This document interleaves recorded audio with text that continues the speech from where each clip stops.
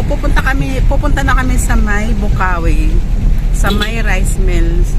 Pero bago kami pumunta doon, idadaan namin itong mga kalakal namin. Ayan. Saka ba magbibenta? Idadaan namin yung mga kalakal namin. Sana makabenta kami ng 1M charis. Para isang lakaran, saka para may pang merienda kami. Diba? Bibili kami ng bigas, saka bibili kami ng uling. Saka ang chismis, nagmahal daw ang bigas. So kunti lang naman bili naming bigas, mga kasari. Bibili lang kami ng 4 na kaban, yung tig 25 kilo. Kasi yun lang yung kaya sa budget namin. Saka hati-hatiin namin yung pambili. Kasi ang daming wala namin sa tindahan. Ayan bodega sale dyan. Marami kayong mabibili dyan na 40 na. Ayan. Hindi masyadong matraffic ngayon. Dito pa lang naman kami sa looban. Mga kasari, traffic. Tignan nyo. Kita nyo yan mga kasari. Diyos ko Lord, traffic. Dito pa lang kami sa may Lingunan. Ayan ang haba haba ng traffic. Diyos ko Lord. So hindi kami makarating ngayon doon ng 1 hour. Ayan sa palusong pang haba ng traffic. My God. Ay babalik din traffic doon. Sa ibang way kami dadaan. Sobrang traffic. So bumalik kami mga kasari dahil sobrang traffic. Doon kami dadaan sa may Central.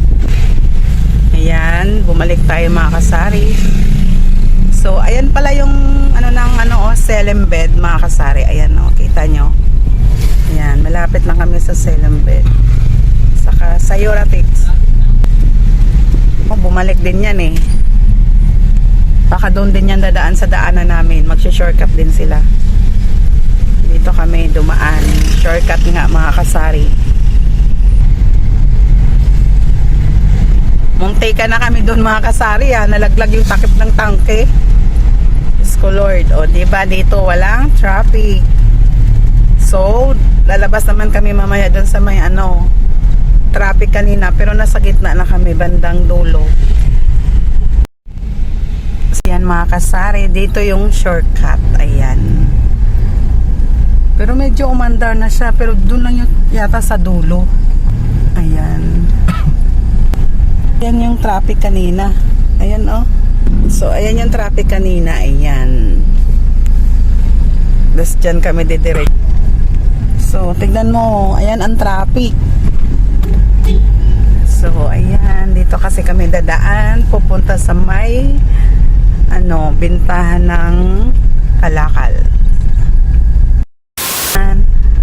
Kita nyo yan, ayan. Diyan kami magbibinta ng kalakal, ayan. Ibababa na ng asawa ko yung mga kalakal.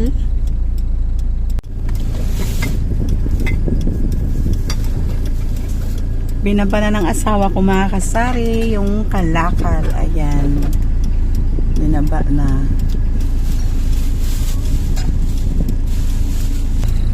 Ang dami rin nagtitinda ngayon ng kalakal mga kasari. Ayan sila tatay. Ito yung mga karton na to galing sa tindahan. Ayan. Sabi ko sa asawa ko, tignan niya bawat timbang diba? Kasi meron kaming yung mga takip-takip. Mahal ang kilo nun Magkano kilo ng takip-takip? Yung takip lab. Dati 16 yun Ayan yung karton. Ayan. Para pakita ko sa inyo kung magkano kami mga kasari. Magkano kilo karton lab? Piso? Tingnan nyo mga kasari. Piso lang kilo ng karton na yan. At ng karton na yan. Sinop ng asawa ko Pero pag yung may nangalakal sa amin yung matanda, binibigay na niya yan yung mga karton. Dami na naming binigay. Mga tira-tira na lang yan. So, ayan. Ano yan, lab, yung plastic? Ayan. Tapos na mga kasari. Kunin mo yung sako, lab, Ikilo din lang doon. Ayan. Yan, malinis na. Diyan namin mamaya ilalagay yung mga pinamili namin. Ito pala yung napagbintahan namin mga kasari. Tignan nyo. Ayan. 248. So, ginawa ng 250. Pamasko na yata. Ayan. Diba? Yung bubog, 30. Ano yung... Iwan ko yung 35. Ano yan? Tapos lata, 56. Ano yung puti? 22. Color, 14. 21, tapos yung 60, iwan ko ano yung mga yan. Basta 248 lahat yung nagpagbinta. Pero kita nyo naman makasari, diba? Punong-puno yung sa likod ng sasakyan. Ganyan lang. Murang-mura ang kilo ng karton ngayon. 2 pesos. Ay, piso lang pala. Ayan, o, diba? May pang merienda na kami mga kasari. Ayan. Tapos na kami nakabinta ng kalakal. So, papunta na kami sa rice mill, mga kasari. Andito na kami sa ano. Ano ba? Anong lugar to, Lap? May kawayan. May kawayan. Kami bibili mamaya ng uling, mga kasari. Ay, tayo. Ay, sarado. Isa din yan sa bilihan ng bigas. Ayan. Turo ko sa inyo yung ano, bilihan talaga ng Coco Pandan. Saan nga bilihan ng Coco Pandan? Yan, pasok kayo dito. Ayan, bilihan ng Coco Pandan dyan. Ayan. Tapos, ayan naman. Dyan kami bibili ng bigas. Ayan, sa Intercity. Ayan. Kita nyo, ang daming mga bigas, oh.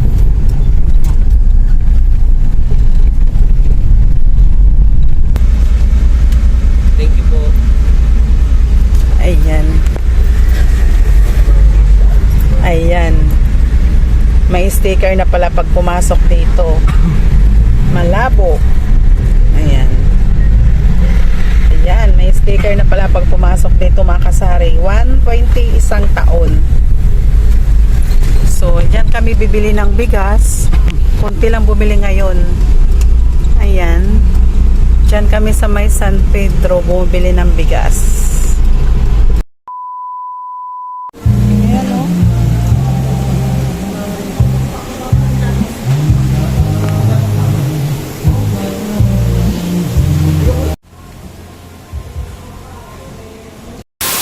Tapos na kami bumili ng bigas.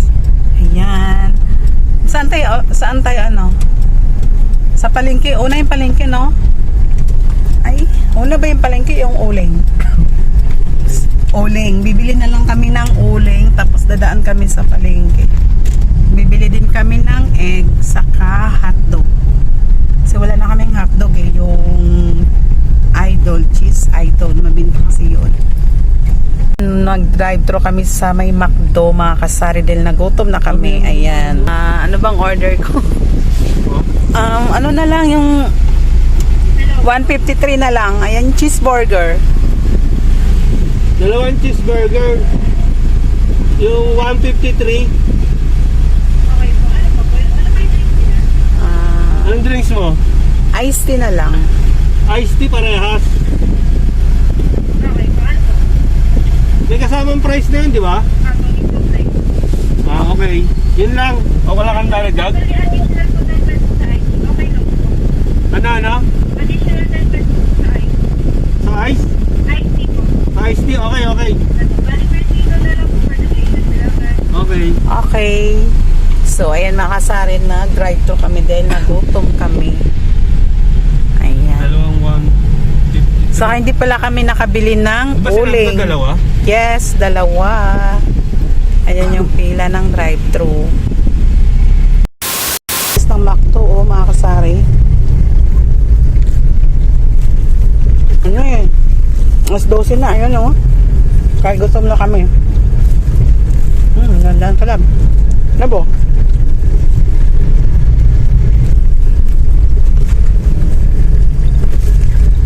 Sarado yung uling doon eh, kaya hindi kami nakabili. Nakain din yung asawa ko.